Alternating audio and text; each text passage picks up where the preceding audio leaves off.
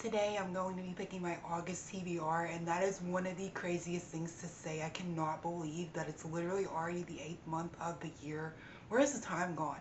But there's so many good releases coming out this month that I'm super excited for, so I hope that those can get on my list, but I'm just gonna go ahead and spin my TBR wheel and see what we get. I don't even know what I want for my first pick. I feel like I'm still in the summer romance mood, so that would probably be a good option, but I feel like I'm up for really anything. A black book. So you're basically saying fantasy. Okay, let's see.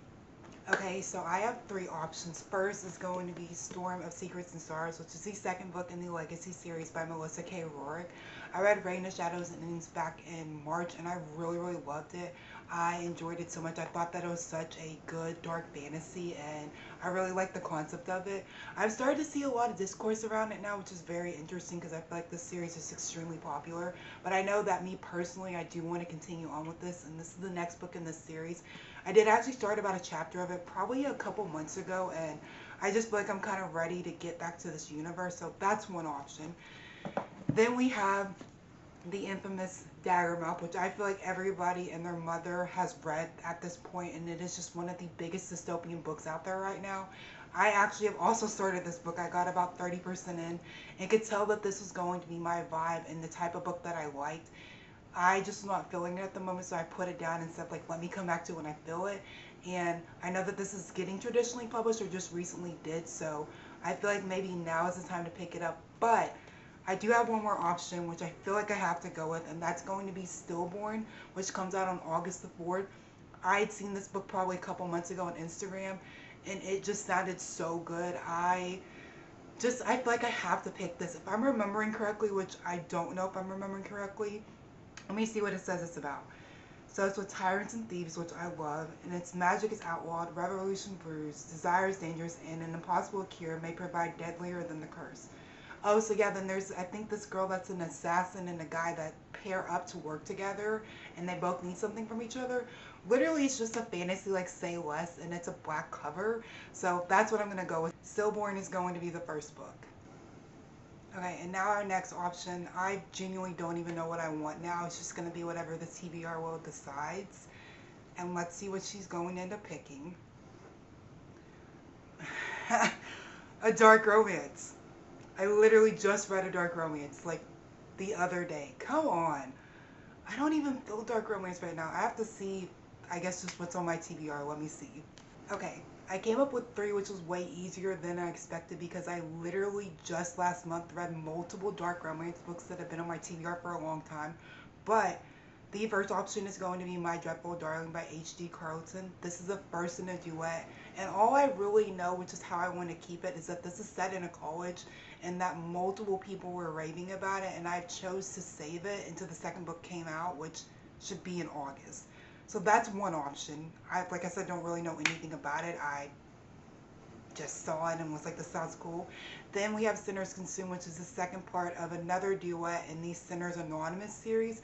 This is the second book that follows Penny and Rape, and I read the first of this duet in the beginning of the year, I think in January, and I liked it. I thought it was okay. I just feel like I don't know if I'd be in the mood for this. This is, though, a very quick, easy read. It's mafia based, and they're quick to get through, so that's an option. But I feel like I have to go with The True Sweet Burn, which was also on my TBR list at the beginning of the year.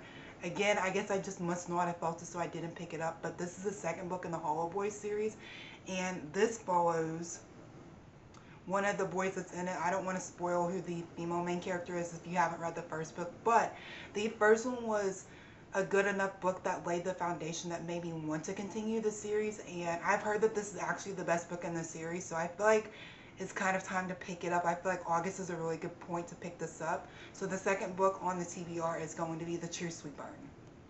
Okay, and for the third pick, maybe like a summer romance where in August we're almost done with summer, or maybe a book that's going to lead into fall. That would be really fun, a prompt like that. A thriller! Yes, see, I think sometimes this will listen to me. That sounds absolutely perfect. A thriller. Now I have to think about that. I don't have a lot of thrillers in mind, but let me see what I can come up with. And I feel like this is going to be my hardest pick yet because I'm not really a thriller girl, but these three all sound so amazing. One I do actually have on my physical TBR, which is The Fall of Iris Henley. And this follows a girl that's in high school whose boyfriend and like ex-best friend both end up getting murdered, and all of a sudden randomly there is this thing going around that she is the one who did it. So all these people that were her friends and that loved her and that believed in her start isolating her and think that she was a part of this. And I would say this is probably more of a mystery, but I feel like this can lend itself towards a thriller too. I don't know how I feel about this one because it's set in October, and I feel like this would be a good like spooky season read to read matching up with October, so October 7th. But that is a contender. I feel like that one would be really fun. And then the next one is going to be Never Lie by Frida McFadden, which I've only read 2 books by Frida McFadden, and that was The Boyfriend and The Housemaid. I really did like The Housemaid. I thought that it was good. I feel like I was able to quickly figure out like what was going on, but I loved her writing. And then The Boyfriend, not so much. I really didn't like that book. I thought the twist at the end was very stupid, but I digress.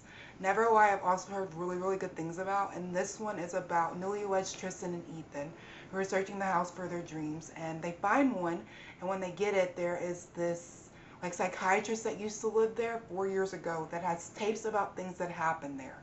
And I just heard that The Housemaid and Never Lie are both of Frida's best books, and this one I feel like should be really interesting. I think that's cool that you'd be able to follow along in the psychiatrist's heads and like trying to figure out what she thought of this house when she used to live there. And then the last one is Five Survive by Holly Jackson, which has been on my TBR for a while. I think about 3 or 4 years now. I know that originally when this came out, I thought about picking it up, but again, I'm not a thriller girl. It's not really the thing that I gravitate towards, and I was just starting A Good Girl's Guide to Murder trilogy by her, so I didn't pick it up. I finally completed that series, and I feel like maybe now can be the moment to pick this up. I do know this is about 6 friends that are going on a road trip, and basically there is somebody that is targeting them on this trip. They think it's one of the people that is in this RV that they're traveling in, and they're essentially trying to figure it out by the end of the night. I do know too that I've heard that this one's like really crazy, that there's a character in here that everybody really dislikes, and that like off the bat he seems like he would be who did it. I don't know if that would be true or not, but I've heard really good things about this, and I've liked all the books that I've read by Holly Jackson so far. So this is hard, but I think I have to go with Five Survive. Just because I've had a really good track record with Holly Jackson. I know I like her books, I know I like her writing, and I'd love to see kind of how she handles a thriller, especially with it being like kids that are in high school. I think it's going to be really cool, and I want to see if this one's going to measure up to be the same as my feelings towards A Good Girl's Guide to Murder and Not Quite Dead Yet. Okay, so far I feel like I've had some very interesting picks thus far, so I'd be very curious what my 4th pick would be. There are a lot of things that I definitely want to continue this month, so like series and books that are on my radar that come out this month, and I'd really love to pick those up, so I'd be curious to see what I end up getting. A sports romance, heck yeah, heck yeah, that's perfect, and I feel like I already know exactly what I want.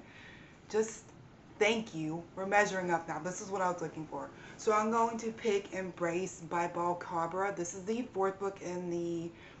I don't actually know what the series is called, but I know that it goes Collide, Spiral, Revolve, and then Embrace. And I have really liked this series so far. I feel like they're so good. These are about hockey players. It follows multiple guys on the team. There's Keon Ashada, and all the parties, hockey, and living in the moment. But when he realizes he's headed to the NHL without his degree, his late dad's one wish for him, he's determined to make up for those last few credits. Desperate for help, he joins a study group led by none other than Scarlett Kilner. She's as gorgeous as she is smart. Oh yeah, it's a tutoring romance too. Oh my gosh. This might be an unpopular opinion, but that is one of my favorite like tropes that can be in a book is tutoring. And I need more books like that, especially with the sports romance. That is just one of my favorite things. I don't really know why. I love it, and I love that that's going to be part of like what's going on with them, because I know they are previously in the book before that, Revolve, which I absolutely loved Revolve. I felt like the mental health representation in there was so good, and getting to see the little sprinklings of them in that book was just making me so excited for this one. So I'm really glad that this one got picked. I feel like it's going to be fun. I'm kind of sad that the series is ending. I have, like I said, really liked and enjoyed it so much, so I feel like this is going to be bittersweet, but I'm excited that this is the fourth book on my TBR.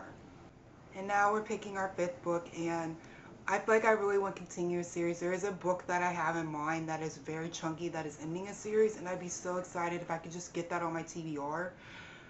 A continuous series. I love when things work out. I already know what the book is. I already know what the book is.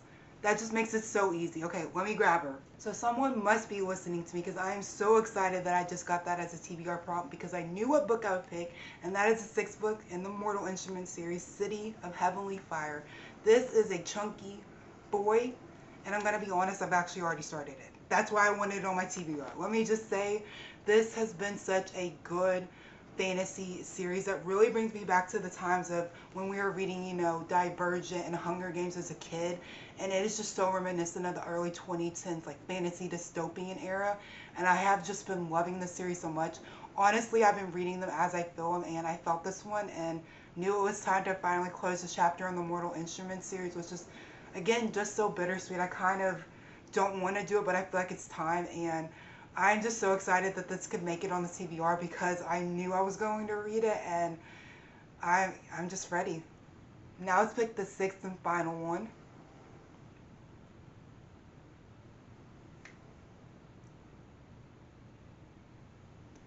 And honestly, I don't even know what I would really want on the sixth book. That's kind of hard for me. I feel like you've kind of given me what I've wanted so far, so I'd be very curious to see what it picks.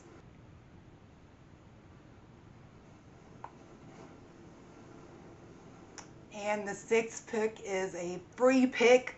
That's the way you end a TBR, honestly. I couldn't be more excited about that, and I feel like this just gives me free reign, and there's so many books that I feel like I can pick from, so let me get that list together. Okay, so again, I have three. I feel like three is just the magic number, and honestly, all three of these books I do feel like I'm going to read this month. So the first pick is going to be The Wild Card, which is the fifth book in the Vancouver Storm series. This follows a coach and a bartender, and she is the daughter of the coach of, no, she's the daughter of the owner of the team. And again, I've just heard such good things about this. I've loved this series thus far, and I have no doubt that this one's going to be just as good. I feel like, honestly, the further along that they've gone in this series, the better that they've got.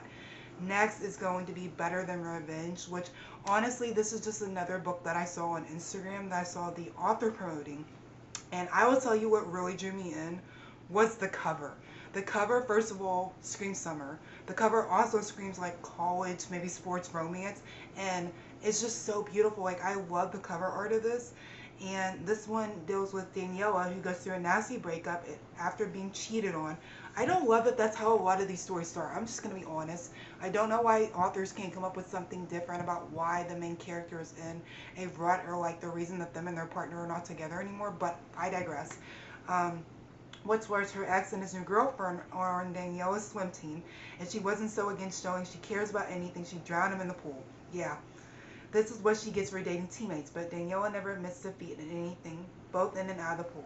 Enter Heath Belfort, a captivating, stupidly handsome local surfer. Ooh, a surfer, yeah. And her ex's biggest swimming rival.